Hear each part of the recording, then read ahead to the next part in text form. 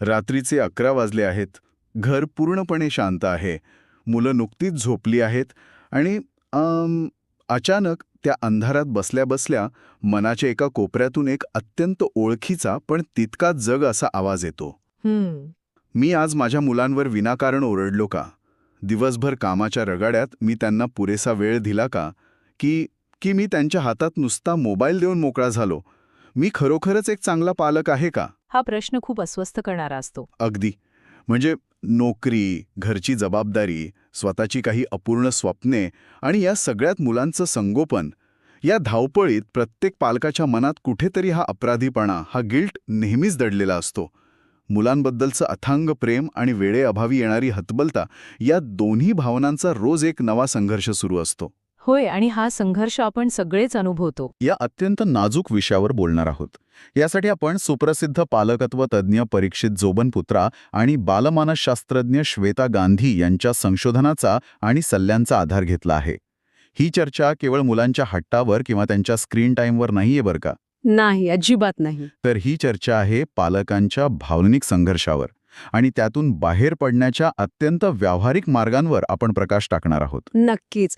आणि मला वाटते ही चर्चा खूप महत्वाची आहे, कारण आपण सगळेच या अपराधीपणाच्या ओझ्याखाली कुठेतरी जगत असतो.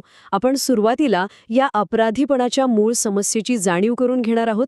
त्यानंतर मुलांच्या मेंदूविषयीचे एक असे वैज्ञानिक वास्तव आपण उलगडणार आहोत, जे ऐकून कदाचित सर्वांचाच दृष्टिकोन बदलेल. हो, अगदी मुळापासून बदलेल. मग आपण भावनिक जोडणीवर बोलू आणि शेवटी 3 अत्यंत प्रभावी व्यावहारिक उपाय पाहू, जे आजपासूनच अंमलात आणता येतील. यात सर्वात महत्वाची गोष्ट म्हणजे ही संपूर्ण चर्चा आपल्याला एका नव्या वास्तवाची ओळख करून देईल, जिथे आपण परफेक्ट पालक होण्यापेक्षा एक कनेक्टेड पालक होण्यावर भर देणार आहोत. हां, कनेक्टेड पालक होण्याचा मुद्दा मला खूप महत्त्वाचा वाटतोय. पण सुरुवात करूया त्या पहिल्या आणि सर्वात मोठ्या समस्येपासून, जी आहे अपराधीपणाचे ओझे. म्हणजे नोकरी करणारी आई असो वा पूर्णवेळ घरात राहणारी गृहिणी, दोघांच्याही मनात कुठेतरी हा अपराधीपणा घर करून असतोच. हो, तो गिल्ट असतोच. नोकरी करणाऱ्या पालकांना सतत वाटत असतं की आपण ऑफिसच्या कामामुळे, मीटिंग्समुळे आपल्या मुलांना पुरेसा वेळ देत नाही आहोत. दुसरीकडे पूर्णवेळ घरी राहणाऱ्या पालकांना कधीकधी असं वाटतं की मुलांसाठी आणि कुटुंबासाठी आपण आपली स्वतःची स्वप्न, आपलं करिअर कुठेतरी मारून टाकत आहोत. हा दुहेरी संघर्ष खूपच वेदनादायी असतो. पण मला एक प्रामाणिक प्रश्न पडतो इथे.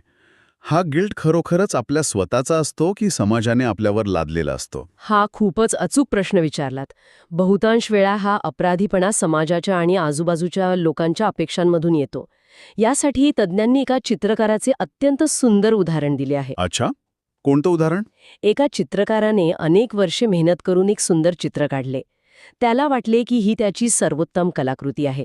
लोकांची प्रतिक्रिया पाहण्यासाठी त्याने ते चित्र एका गजबजलेल्या चौकात ठेवले आणि खाली एका पाटीवर लिहिले, ज्याला यात काही चुका दिसतील त्याने तिथे फुली मारावी. मला वाटतं मला पुढचा अंदाज येतोय. लोकांनी नक्कीच चुका काढल्या असतील. होय. दुसऱ्या दिवशी जेव्हा तो तिथे गेला तेव्हा ते संपूर्ण चित्र फुलींनी भरून गेले होते. लोक तिथे आले, त्यांनी चुका शोधल्या आणि निघून गेले. तो चित्रकार अत्यंत नैराश्यात गेला. मग त्याच्या गुरुने त्याला दुसरा उपाय सुचवला. काय होता तो उपाय? त्यांनी त्याला तसंच दुसरं चित्र तिथे ठेवायला सांगितलं, पण यावेळी खाली लिहायला सांगितलं की ज्याला यात काही सुधारणा करावीशी वाटेल त्याने तिथे ठेवलेला रंग आणि ब्रश वापरून ती सुधारणा करावी. अरे वा. आणि आश्चर्य म्हणजे दुसऱ्या दिवशी त्या चित्रावर कोणीही एकही रंगाचा थेंब लावला नव्हता. कोणीही काहीही सुधारणा केली नाही. याचा अर्थ चुका दाखवणारे 100 असतात, पण प्रत्यक्ष मदत करणारा किंवा उपाय सांगणारा कोणीच नसतं. अगदी बरोबर. समाज, नातेवाईक, आजूबाजूचे लोक चुका काढायला नेहमीच पुढे असतात. तू असा कसा पालक आहेस, तू मुलांना वेळ देत नाहीस, तू मुलांवर लक्ष ठेवत नाहीस, असे म्हणणारे खूप मिळतील. पण त्या समस्येवर प्रत्यक्ष उपाय कोणीही करत नाही. पालक म्हणून आपण जो निर्णय घेतो तो आपल्या परिस्थितीनुसार सर्वोत्तमच असतो, हे आपण समजून घेतलं पाहिजे. खरंय. जर पालक 24 तास मुलांसोबत राहून तणावात आणि चिडचिडीत असणार असतील तर त्याचा मुलांवर अत्यंत नकारात्मक परिणाम होतो. त्यापेक्षा जर पालक नोकरी करत असतील आणि दिवसातील फक्त 1 तास आपल्या 100% सकारात्मक ऊर्जेने मुलांना देत असतील, तर तो 1 तास त्या तणावग्रस्त 24 तासांपेक्षा कितीतरी पटींनी जास्त मौल्यवान असतो. अगदी. थोडक्यात सांगायचं तर क्वालिटी ओव्हर क्वांटिटी हाच खरा मंत्र आहे. हे ऐकायला खूप छान वाटतं, पण प्रामाणिकपणे सांगायचं तर दिवसभराच्या कामानंतर जेव्हा आपण थकून घरी येतो तेव्हा ही सकारात्मक ऊर्जा टिकवणं खूप कठीण असतं. हो, ते सोपं नक्कीच नाही. आणि यात समाजाच्या नजरांचा जो मुद्दा आला तो सर्वात जास्त जाणवतो जेव्हा आपण मुलांसोबत बाहेर असतो. समजा आपण एखाद्या मॉलमध्ये किंवा भर बाजारात आहोत आणि तिथे मुलाने एखादा हट्ट धरला. हो, असे प्रसंग अनेकदा घडतात. तज्ज्ञांनी दिलेल्या एका उदाहरणाचा उल्लेख इथे नक्कीच करायला हवा.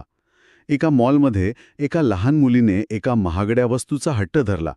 पालकांनी नकार दिला तेव्हा ती मुलगी सर्वांसमोर मोठ्याने ओरडून म्हणाली, जर तुमची मला ही वस्तू देण्याची ऐपत नव्हती तर मला जन्मच का दिला?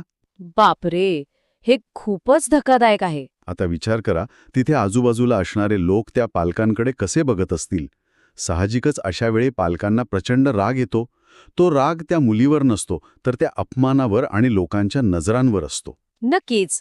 अशा वेळी ओरडणे किंवा हात उगारणे ही एक नैसर्गिक प्रतिक्रिया बनते. ती प्रतिक्रिया नैसर्गिक नक्कीच आहे, पण इथेच आपल्याला मुलांच्या मेंदूचे विज्ञान समजून घेणं गरजेचे आहे. हे समजलं तर आपला राग नक्कीच नियंत्रणात येईल. मेंदूचे विज्ञान म्हणजे नेमकं काय होतं अशा वेळी? संशोधनानुसार वयाच्या 3 वर्षांपर्यंत मुलांचा जो लॉजिकल ब्रेन असतो, ज्याला विज्ञानाच्या भाषेत फ्रंटल कॉर्टेक्स म्हणतात, तो पूर्णपणे विकसित झालेला नसतो. हा तोच भाग आहे जो आपल्याला परिस्थितीचे तर्कशुद्ध विश्लेषण करायला शिकवतो, भावनांवर नियंत्रण ठेवायला शिकवतो. अच्छा, म्हणजे लहान मुलांमध्ये हा भाग कामच करत नसतो? पूर्णपणे नाही. त्यामुळे जेव्हा आपण एखाद्या लहान मुलाला धमकावतो, त्याच्यावर ओरडतो किंवा त्याला शिक्षा करण्याची भीती दाखवतो, तेव्हा त्यांच्या मेंदूच्या तळाशी असलेल्या ब्रेनस्टेममध्ये, विशेषतः अमिगडालामध्ये, भीतीचे अत्यंत तीव्र संकेत जातात. म्हणजे आपण त्यांना शिस्त लावण्याच्या हेतूने ओरडत असतो, पण आत त्यांच्या मेंदूत वेगळंच काहीतरी सुरू असतं. होय, आणि याचा धक्कादायक परिणाम असा होतो की त्यांचा मेंदू प्रत्यक्षात आकुंचन पावतो. ते मुले त्या क्षणी काही ऐकण्याचा किंवा तर्कशुद्ध विचार करण्याच्या स्थितीतच नसतात. मेंदू आकुंचन पावतो, हे खूपच गंभीर आहे. हो, मानवी मेंदूच्या उत्क्रांतीनुसार त्यांची अवस्था फाईट, फ्लाईट किंवा फ्रीज अशी होते. म्हणजे एकतर ते उलटं उत्तर देतात, तिथून पळून जातात किंवा पूर्णपणे सुन्न होऊन जातात. आपण त्यांना जे काही समजावून सांगत असतो ते त्यांच्यापर्यंत पोचतच नाही, कारण त्यांच्या मेंदूने धोक्याचा इशारा देऊन दरवाजे बंद केलेले असतात. हे ऐकल्यानंतर माझ्या मनात एक विचार करायला लावणारा प्रश्न उभा राहतो. कोणता? जेव्हा आपण मुलांवर ओरडतो आणि ती शांत होतात, तेव्हा आपल्याला वाटतं की आपली पद्धत काम करत आहे. पण ती खरोखरच आपल्याकडून काहीतरी शिकत असतात की केवळ भीतीने स्वतःला व्यक्त करणं थांबवतात? हा प्रश्न खूपच अस्वस्थ करणार आहे. कारण जर ती फक्त भीतीने गप्प बसत असतील तर आपण त्यांना शिस्त नाही तर भावना दाबून ठेवणं शिकवत आहोत. आणि हे दाबलेले भाव मोठेपणी वेगळ्याच रूपात बाहेर येऊ शकतात. हा अत्यंत अचूक आणि महत्त्वाचा मुद्दा आहे. आपण त्यांच्या भावना व्हॅलिडेट करण्याऐवजी ते दाबून टाकत आहोत. आणि म्हणूनच तज्ज्ञ म्हणतात की नियंत्रणापेक्षा सहभाग किंवा इन्क्लुजन जास्त महत्त्वाचा ठरतो. इथे आपल्याला भावनिक जोडणीवर काम करावे लागते. पण हे प्रत्यक्षात कसं करायचं? आपण एक रोजच्या आयुष्यातलं उदाहरण घेऊ. समजा मूल टीव्ही पाहत बसलंय किंवा त्याच्या हातात मोबाईल आहे आणि तो सोडतच नाहीये. आता अशा वेळी गोड आवाजात समजावून सांगणं शक्यतो काम करत नाही. मग जर ओरडायचं नसेल तर त्यांना शिस्त कशी लावायची? यासाठी तज्ज्ञांनी एक अत्यंत सुंदर सूत्र दिले आहे. शब्दांपूर्वी देहबोली, म्हणजेच बॉडी लँग्वेज बिफोर लँग्वेज. हे कसं काम करतं?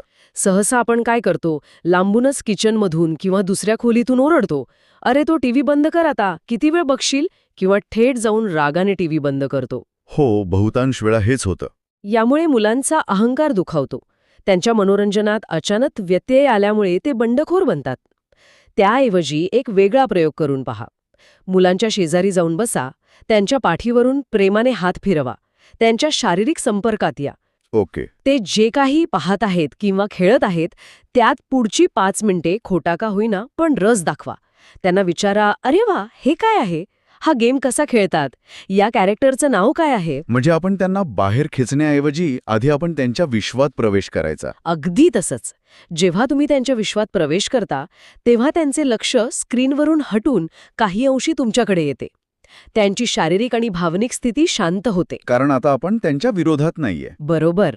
कारण आता तुम्ही त्यांचे विरोधक नाही तर भागीदार आहात. त्यानंतर 5 मिनिटांनी तुम्ही त्यांना हळूच म्हणू शकता, चला हे खूप छान आहे, पण आता आपण मिळून दुसरं काम करूया. आता जेवणाची वेळ झालीये. इथे आपण तू कर असं न म्हणता आपण करूया असं म्हणतोय. यालाच सहभाग म्हणतात. तसेच संवादाबाबत तज्ज्ञांनी आणखी एक अत्यंत महत्त्वाची गोष्ट सांगितली आहे. आपल्या संवादातून नेहमी हा शब्द कायमचा वगळला पाहिजे. नेहमी म्हणजे आपण जे बोलतो, तू नेहमीच उशिरा उठतोस, तू नेहमीच माझं ऐकत नाहीस, तू नेहमीच वस्तू हरवतोस, आपण दिवसातून कितीतरी वेळा हे सहज बोलून जातो. होय, आणि तो नेहमी हा शब्द मुलांच्या आत्मविश्वासावर थेट घाव घालतो. त्यांना वाटू लागतं की आपली ओळखच ती आहे. मी नेहमीच चुका करतो याचा अर्थ मी वाईटच आहे. हे खूपच सूक्ष्म पण महत्वाचं निरीक्षण आहे. त्यामुळे मुलांची चूक दाखवताना ती त्या विशिष्ट प्रसंगापुरतीच मर्यादित ठेवा. आज तू वेळेवर उठला नाहीस असं म्हणणं आणि तू नेहमीच उशिरा उठतोस असं म्हणणं यात जमीन आसमानाचा फरक आहे. शब्दांची ताकद खरोखरच खूप मोठी असते. चला आता या चर्चेच्या अत्यंत महत्वाच्या आणि प्रॅक्टिकल टप्प्याकडे वळूया. तज्ज्ञांनी दिलेले 3 व्यावहारिक उपाय. हो, हे उपाय खूप फायदेशीर आहेत. यातला पहिला उपाय आहे स्क्रीन टाईम बाबतचा 4-2-1 नियम. आजकाल प्रत्येक घरात स्क्रीन टाईम हा युद्धाचा प्रसंग बनला आहे. पण हा नियम ऐकायला जेवढा सोपा वाटतो तेवढा तो अंमलात आणायला सोपा आहे का? तो सोपा नाही, पण तो अत्यंत गरजेचा आहे. या नियमानुसार मुलांच्या दिवसाची विभागणी कशी असावी हे स्पष्ट केले आहे. 4 तास अभ्यास, ज्यात शाळा आणि गृहपाठ दोन्ही येतात. 2 तास खेळ, ज्याची विभागणी 1 तास घरातील बौद्धिक खेळ जसे की बुद्धिबळ, पझल्स आणि 1 तास मैदानी खेळ अशी असावी. आणि मग तो 1 तास स्क्रीन टाईम. अगदी बरोबर. आणि त्यानंतर फक्त 1 तास स्क्रीन टाईम. इथे अट अशी आहे की जर मुलांनी अभ्यास आणि मैदानी खेळ पूर्ण केले नसतील तर त्यांना तो 1 तासाचा स्क्रीन टाईम मिळू नये. हा नियम एक फ्रेमवर्क म्हणून वापरला पाहिजे. आणि या 1 तासाच्या स्क्रीन टाईममध्ये मुले नेमकी काय पाहतात हे सुद्धा तितकेच महत्वाचं आहे. मला आठवतंय तज्ज्ञांनी हाय स्टिम्युलेशन व्हिडिओचा उल्लेख केला आहे. विशेषतः लहान मुलांसाठी जे कोकोमेलनसारखे व्हिडिओ असतात जिथे दर 2 सेकंदाला फ्रेम बदलते, खूप गडद रंग आणि मोठा आवाज असतो. असे व्हिडिओ सतत पाहिल्यामुळे मुलांचा पॉपकॉर्न ब्रेन तयार होतो. बरोबर. पॉपकॉर्न ब्रेन म्हणजे मेंदूला अत्यंत वेगाने बदलणाऱ्या प्रतिमांची आणि आवाजांची सवय लागणे. प्रत्येक नव्या फ्रेमसोबत मेंदूत डोपामाइन रिलीज होतं. आणि याचा परिणाम त्यांच्या खऱ्या आयुष्यात कसा दिसतो? यामुळे होतं काय की वास्तव जगात जेव्हा गोष्टी संथ गतीने घडतात, उदाहरणार्थ शाळेत शिक्षक जेव्हा फळ्यावर काहीतरी लिहून शिकवत असतात तेव्हा त्या मुलाला लक्ष केंद्रित करता येत नाही, कारण तिथे दर 2 सेकंदाला काहीच बदलत नसतं. म्हणजे ते तिथे कंटाळतात. हो, मुले चिडचिडी होतात आणि त्यांच्यातील संयम संपतो. यावर उपाय म्हणून तज्ज्ञ स्क्रीनपेक्षा ऑडिओ स्टोरीज किंवा पॉडकास्ट ऐकवण्याचा सल्ला देतात. Audio stories. हो, जेव्हा मुले फक्त ऐकतात तेव्हा त्यांना डोळ्यासमोर चित्र उभे करण्यासाठी स्वतःच्या कल्पनाशक्तीचा वापर करावा लागतो, ज्यामुळे त्यांचा मेंदू अधिक सक्रिय आणि निरोगी राहतो. हा खरोखरच खूप डोळे उघडणारा मुद्दा आहे. आता दुसऱ्या उपायाकडे वळूया. तो आहे 3 जादुई तास. दिवसातील ही 3 वेळ अशी असते जेव्हा मुलांचा मेंदू आणि मन अत्यंत संवेदनशील असतं. हो, हे 3 टप्पे खूप क्रिटिकल आहेत. पहिली वेळ म्हणजे सकाळी उठल्यावरची. सकाळी गडबड असते, बसची वेळ झालेली असते, डबे बनवायचे असतात. अशा वेळी प्रेमाने उठवणे थोडं कठीण जातं. ते कठीण असलं तरी फक्त 2 मिनिटे आधी उठून जर आपण मुलांना प्रेमाने उठवलं तर त्यांचा संपूर्ण दिवस बदलू शकतो. यावेळी मुलांच्या कानावर सकारात्मक वाक्य पडणं अत्यंत गरजेचे आहे. तू खूप हुशार आहेस, आजचा दिवस खूप छान असणार आहे. अशा साध्या वाक्यांनी फरक पडतो. नक्कीच पडतो. या साध्या वाक्यांनी त्यांच्या दिवसाची सुरुवात एका सुरक्षित आणि सकारात्मक भावनेने होते. दुसरी वेळ म्हणजे जेव्हा मुले शाळेतून थकून घरी येतात. आपण अनेकदा पाहतो की मूल घरात पाऊल ठेवल्या ठेवल्या प्रश्नांची सरबत्ती सुरू होते. आज काय शिकवलं, डबा संपवला का, टेस्टमध्ये किती मार्क्स मिळाले. आपल्याला फक्त काळजीपोटी जाणून घ्यायचं असतं की त्यांच्या आयुष्यात काय सुरू आहे. पण मुलांच्या दृष्टीने ती एक चौकशी असते. खरे, त्यांनी शाळेत एक पूर्ण दिवस नियम पाळून, अभ्यास करून, एक प्रकारचं युद्ध लढून आल्यासारखी त्यांची अवस्था असते. त्यांना त्या क्षणी फक्त आरामाची आणि कोणीतरी आपलं शांतपणे ऐकून घेण्याची गरज असते. त्यांना भंडावून सोडू नका. म्हणजे आपण फक्त त्यांचं ऐकून घ्यायचं. हो, त्यांनी स्वतःहून बोलायला सुरुवात केली की फक्त शांतपणे ऐकून घ्या. आणि यातील तिसरी सर्वात महत्त्वाची वेळ म्हणजे रात्री झोपण्यापूर्वीची वेळ. हां, तोच वेळ आहे ना जेव्हा आपण त्यांच्याशी दिवसभरातल्या गोष्टींवर चर्चा करू शकतो. कारण दिवसातल्या चुका कधीतरी सांगाव्याच लागतील ना. अगदी. पण ही चर्चा कोणताही राग मनात न धरता करायची आहे. दिवसभरात मुलांकडून जर काही चुका झाल्या असतील किंवा आपले त्यांच्याशी काही खटके उडाले असतील तर रात्री झोपताना तो दुरावा मिटवणं गरजेचे आहे. हे कसं करायचं? जेव्हा ते शांत असतात तेव्हा प्रेमाने समजून सांगा, आज तू मित्रासोबत जे वागलास ते तुला योग्य वाटतं का? असे प्रश्न विचारून त्यांना स्वतःच्या भावनांचे विश्लेषण करायला शिकवा. यालाच इमोशनल कोचिंग म्हणतात. यामुळे मुलं अपराधिक भावनिक ओझे घेऊन झोपत नाहीत. खूपच अर्थपूर्ण. आता तिसऱ्या आणि अत्यंत दूरदृष्टीच्या उपायाकडे वळूया. भविष्यासाठीचा AER फॉर्म्युला. हा माझा आवडता भाग आहे. वर्ल्ड इकॉनॉमिक फोरमच्या एका सर्वेक्षणानुसार येणाऱ्या काळात आजची मुलं त्यांच्या संपूर्ण आयुष्यात 8 ते 10 वेगवेगळी करिअर्स करतील. म्हणजे आज आपण त्यांना ज्या विशिष्ट नोकरीसाठी तयार करत आहोत ती नोकरी कदाचित 10 वर्षांनी अस्तित्वातच नसेल. त्यामुळे मुलांना फक्त विद्यापीठासाठी नाही तर संपूर्ण विश्वासाठी तयार करणे गरजेचे आहे. आणि त्यासाठीच हा AEI फॉर्म्युला अत्यंत उपयुक्त ठरतो. हा फॉर्म्युला नक्की काय आहे? ए म्हणजे ॲप्रिसिएशन किंवा कौतुक करणे. मुलांच्या छोट्या छोट्या प्रयत्नांचे, त्यांच्या अनोख्या आवडीचे कौतुक करणे. ई म्हणजे एक्सपोजर किंवा संधी आणि अनुभव देणे. त्यांना फक्त पुस्तकी ज्ञानात न अडकवता वेगवेगळ्या क्षेत्रांची, कलांची, जगाची ओळख करून देणे. आणि आर म्हणजे रोल मॉडेलिंग किंवा आदर्श समोर ठेवणे. त्यांच्या आवडीच्या क्षेत्रातील यशस्वी आणि धडपडणाऱ्या लोकांची उदाहरणे त्यांच्या समोर ठेवणे. या एक्सपोजरच्या मुद्द्यावर मला तज्ज्ञांनी दिलेल्या एका डॉग हॉस्टेलचं उदाहरण आठवते. हो, ते उदाहरण खूप छान आहे. एका मुलाला पारंपरिक अभ्यासात अजिबात रस नव्हता, पण त्याला प्राण्यांची, विशेषतः कुत्र्यांची खूप आवड होती. तो आजारी कुत्र्यांची सेवा करायचा. सामान्यतः आपल्याकडे अशावेळी काय प्रतिक्रिया असते? कुत्र्यांच्या नादी लागू नकोस, 10वीचं वर्ष आहे, गुपचूप अभ्यास कर. आपण त्यांच्या नैसर्गिक आवडीला दाबून टाकतो. पण त्या तज्ज्ञांनी त्या पालकांना वेगळा विचार करायला लावला. त्यांनी त्या मुलाच्या आवडीला एक्सपोजर दिले. त्याला त्या क्षेत्रात काय करता येईल याची माहिती दिली. आणि सर्वात महत्त्वाचे म्हणजे पालकांनी त्याला पाठिंबा दिला. आणि आश्चर्य म्हणजे त्या मुलाने स्वतःचं एक डॉग हॉस्टेल आणि पेट केअर सेंटर सुरू केले.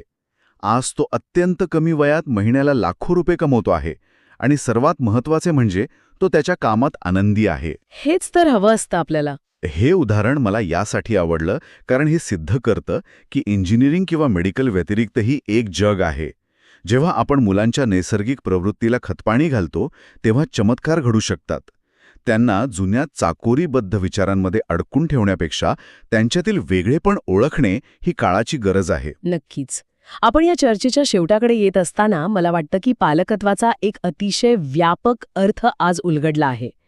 पालकत्व म्हणजे मुलांवर नियंत्रण ठेवणं, त्यांना आपल्या इच्छेनुसार चालवणं असं अजिबात नाही. मग ते काय आहे? तर पालकत्व म्हणजे त्यांना स्वतःच्या भावनांवर नियंत्रण ठेवायला शिकवणे.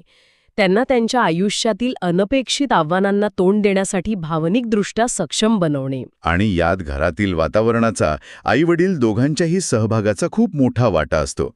विशेषतः आजच्या काळात वडिलांची बदलती भूमिका खूप आश्वासक आहे.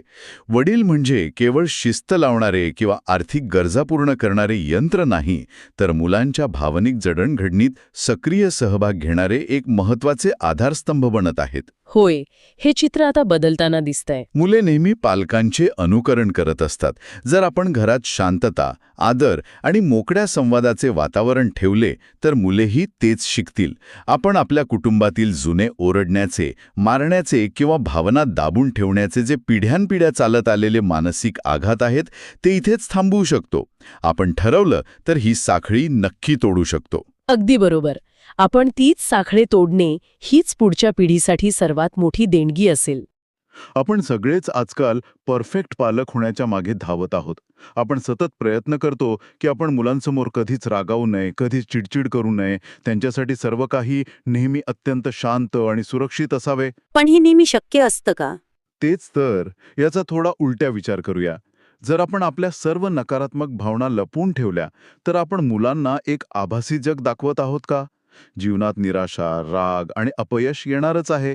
जर आपण नेहमीच परफेक्ट आणि शांत राहिलो तर मुले हे कधी शिकतील की रागावर नियंत्रण कसे मिळवायचे? हा खूप महत्वाचा दृष्टिकोन आहे. कदाचित कधीतरी मुलांसमोर आपला संयम सुटणे, आपण रागावणे आणि त्यानंतर शांत झाल्यावर मुलांची प्रामाणिकपणे माफी मागणे हे जास्त महत्वाचं आहे. माझ्याकडून चूक झाली, मला इतका राग यायला नको होता, मला माफ कर, हे जेव्हा आपण मुलांसमोर कबूल करतो तेव्हा आपण त्यांना शिकवत असतो की चुका सर्वांकडून होतात, मोठ्यांकडूनही होतात, पण त्यातून सावरून नाती पुन्हा कशी जोडायची हे जास्त महत्वाचं आहे. हा खरोखरच एका नव्या दृष्टीने केलेला विचार आहे. परिपूर्णतेपेक्षा माणूस असणे आणि चुकांमधून सुधारणे हे मुलांना दाखवणं जास्त नैसर्गिक आणि व्यावहारिक आहे. याच एका अतिशय वास्तववादी आणि विचार करायला लावणाऱ्या मुद्द्यावर आजची ही सखोल चर्चा आपण थांबूया. पालकत्व हा कोणताही अंतिम टप्पा नसून तो एक सतत शिकण्याचा आणि स्वतःमध्ये बदल घडवण्याचा प्रवास आहे. या प्रवासात चुका होणारच आहेत, पण त्या चुकांमधून शिकून आपण आपल्या मुलांसोबतचे नाते अधिक दृढ करू शकतो. नक्कीच. श्रोत्यांना माझी विनंती आहे की या चर्चेवर तुम्ही नक्की विचार करा. हा माहितीपूर्ण अनुभव तुम्हाला कसा वाटला आणि याचा तुमच्या आयुष्यात कसा उपयोग होऊ शकतो हे आम्हाला कमेंट्समध्ये नक्की सांगा. जर तुम्हाला ही चर्चा आवडली असेल तर ती इतर पालकांसोबत नक्की शेअर करा आणि चॅनलला सबस्क्राईब करायला विसरू नका. पुन्हा एका नव्या विषयासह अशीच वैचारिक देवाणघेवाण करण्यासाठी भेटूया. तोपर्यंत हा प्रवास असाच सुरू राहू दे. सर्वांना मनोपूर्वक धन्यवाद.